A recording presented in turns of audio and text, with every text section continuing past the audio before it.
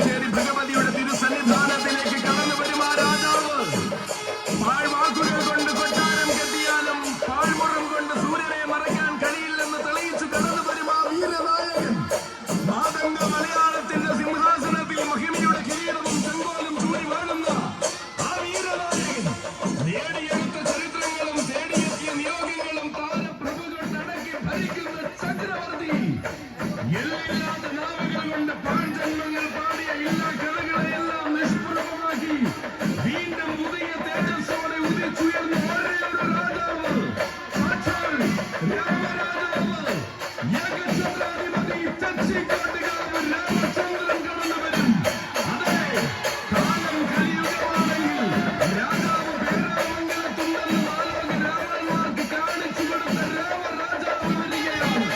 മുനികളിന്റെ വിമർശനങ്ങൾക്കും മൂർച്ചയില്ലാത്ത വിവാദങ്ങൾക്കും ചെവി കൊടുക്കാത്ത എഴുന്നള്ളില്ല കലിയുഗ രാമൻ വരികയാണ്.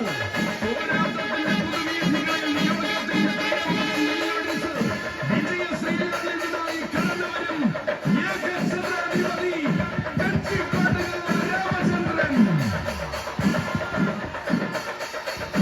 താനെ കൈവരുത്തുന്ന നിരവേഴ്ച താനെ കൈവരുത്തനാണ്.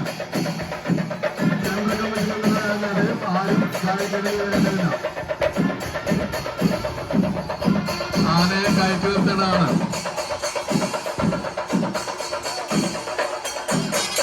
ആനയെ കയറ്റുവരുത്താണ് സെൻട്രൽ കമ്മിറ്റി നിർത്തുന്നതല്ലാതെ ആരും